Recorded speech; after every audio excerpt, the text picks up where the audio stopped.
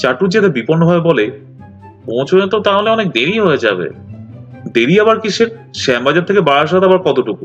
6:30টার মধ্যেই পৌঁছে যাবে। ঠিক আছে। এবার চাটুজ্জেদার কণ্ঠপ্রীত, তাহলে আর অসুবিধা নেই, 6:30টাতেই শুরু করি আমি, ওটাই আমার টাইম। কিন্তু কে জানতো চাটুজ্জেদার সুবিধে অসুবিধার আর টাইমের কাটা স্যাকরার দোকানের নিক্তির কাটা।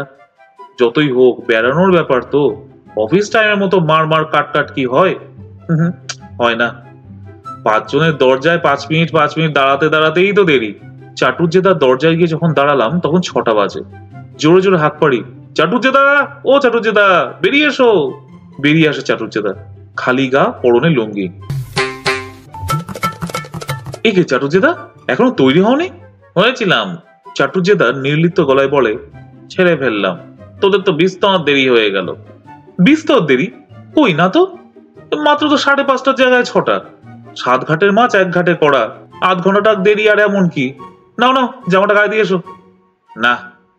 চাটুজ্জেদাও অঙ্ক কষার ভঙ্গিতে বলে, এখান থেকে তোরা এখন গ্রে স্ট্রিট থেকে চৌধুরীকে নিবি, তারপর শ্যামবাজার থেকে মাংস কিনবি, দই মিষ্টি কিনবি, তারপর ওহ অসম্ভব, 6:30টা তো বাজবেই বাজবে, টাইম পার হয়ে যাবে।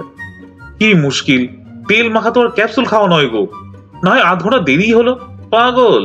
চাটুজ্জেদা মাথা নাড়ে, তা হয় না, অন্য পথ ধরি।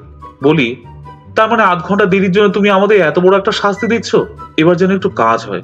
মানে আসলে লোকটা তো ভালো, কিন্তু এই মাখন বিলাসী ওকে উল্টো পাল্টা করে দিয়েছে। বিব্রত ভাবে বলে চাটুজ্জেদা, আহ ছি ছি, এ কি বলছিস?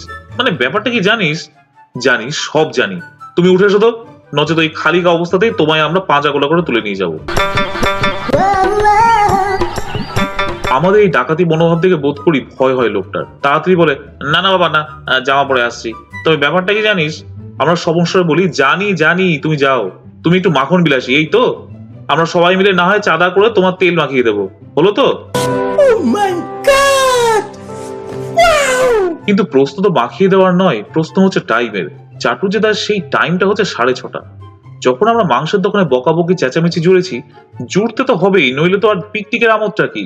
40 না হলেও 24টা দস্যু ঝাঁপিয়ে পড়েছে ওই দোকানে, ফুর্তির বান ডাকছে তখন। অতএব দোকানিকে নিয়েই সেই মস্করা ঠাট্টা। কি বাবা, কি বাবা, পাঠার গলা না কেটে আমাদের গলাগুলোই কাটছো যে? ও কি ওজন হচ্ছে? বলি, মেটেগুলো সরাচ্ছ কেন? বেশি দামে বেচবে বলে? ওই ভাই, পাঠাটা বোকা পাঠা নয় তো, দেখো খেয়ে আবার সবাই মিলে বোকা না হয়ে যায়।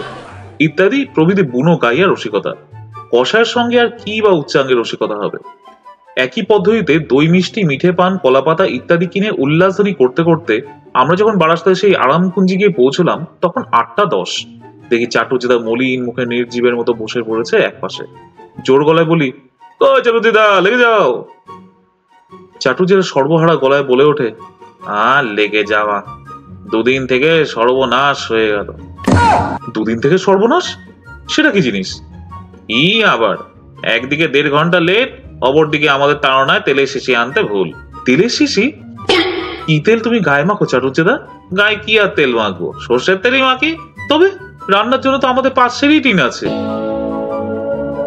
তাতে আর কি আমার কাজ কলা? চাটুজ্জেদা উদাত্ত গলায় বলে, তার তো 1 ভাগ সর্ষে আর 3 ভাগ ভেজাল।